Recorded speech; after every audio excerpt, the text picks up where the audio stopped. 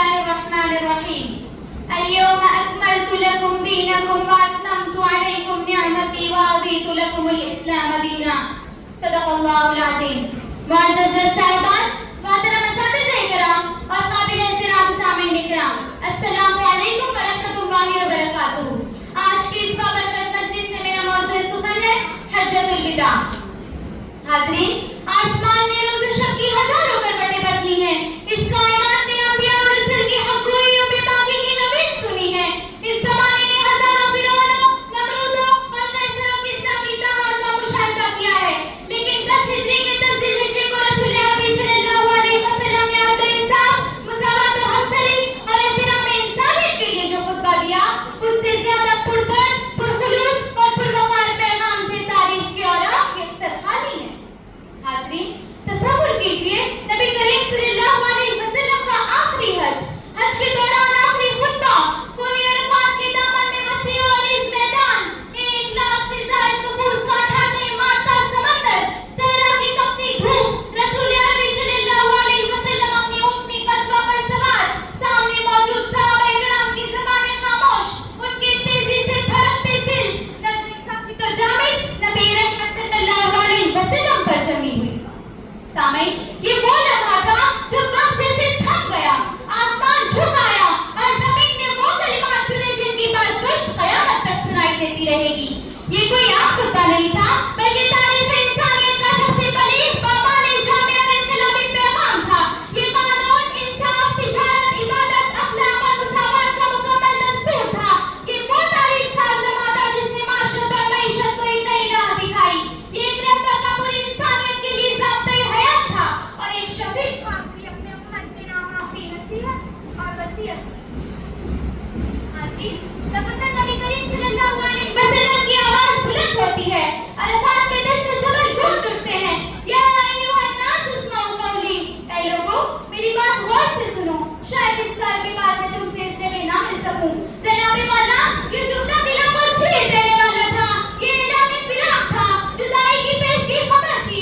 صحابہ کرام کے دل کانپ اٹھے، زبانیں خاموش رہی لیکن آنکھیں نم ہو گئیں. تجسس اپنی انتہا پر تھا. وہ ہمتن گوش ایک ایک لفظ سننے کے لیے بیتاب تھے. سامعین، یہاں یہ بات بھی قابل غور ہے کہ آپ صلی اللہ علیہ وسلم کا یہ اعلان کسی مخصوص مذہب، علاقے یا قبیلے کے لیے نہیں بلکہ پوری انسانیت کے لیے کیا جا رہا تھا.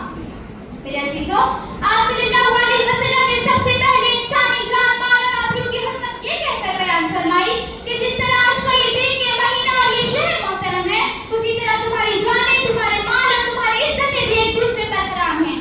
حاضرین، یہ اعلان اس وقت ہو رہا تھا جب تاناشاہی اپنے عروج پر تھی، جب قبائلی نظام طاقت اور طاقتور کے قوانین پر چلتا تھا، جب دنیا امیر اور غریب کے خانوں میں منقسم تھی، جب سامراجیت انسانیت کو نگلنے کے در میں تھی.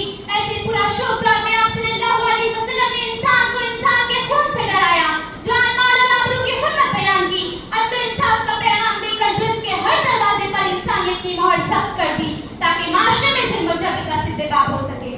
سامعین، پھر آپ صلی اللہ علیہ وسلم نے سود اور سودی نظام کو یہ کہہ کر اپنے پیروں تلے رونت دیا کہ عہد جاہلیت کے تمام سود ختم کیے جاتے ہیں اور سب سے پہلے میں اپنے خاندان کے سود کو ختم کرتا ہوں. حاضرین، یہ فرمان اس وقت دیا گیا جب پورے معاشرے میں سودی نظام کی جڑیں مضبوط تھی، غریبوں کا معاشی استحصال عام تھا. اس صورتحال میں آپ صلی اللہ علیہ وسلم کا یہ فرمان معاشی استحصال کے پورے نظام کے خلاف اعلان جرم تھا. یہ عادلانہ پیغام تھا کہ اسلام میں نفع تو جائز ہے مگر ظلم نہیں، تجارت درست ہے مگر خون چوسنے والا نظام نہیں، بیع منظور ہے مگر سود نہیں. میرے عزیزوں، خواتین سے متعلق آپ صلی اللہ علیہ وسلم کی آواز عرفات میں گونجی کہ عورتوں کے بارے میں اللہ سے ڈرو، وہ تمہارے پاس امانت ہیں. یہ وہ الفاظ تھے جو اس دور میں گونجے جب بیٹیوں کو زندہ دفن کر دیا جاتا تھا. عورت کا وراثت میں کوئی حصہ نہیں تھا، اس کو معاشرے میں کوئی مقام حاصل نہیں تھا. ایسے سنگین دور میں آپ صلی اللہ علیہ وسلم نے عورت کو امانت قرار دے دیا. آپ صلی اللہ علیہ وسلم نے اس کے حقوق واضح کیے اور اسے تحفظ فراہم کرتے ہوئے فرمایا کہ جس نے 2 بیٹیوں کی پرورش کی وہ جنت میں میرے ساتھ ہوگا. سامعین، آج خواتین کی آزادی سے متعلق اسلام پر انگلیاں اٹھائی جاتی ہیں، نقاب اور حجاب کے استعمال پر قدامت پسندی کا الزام عائد کیا جاتا ہے. یہ مذہب کے ٹھیکیدار بھلا کیا جانے کہ اسلام عورت کو گھر کی ملکہ قرار دیتا ہے، اسے پیش بہا اور قیمتی سمجھ کر مستور ہونے کا حکم دیتا ہے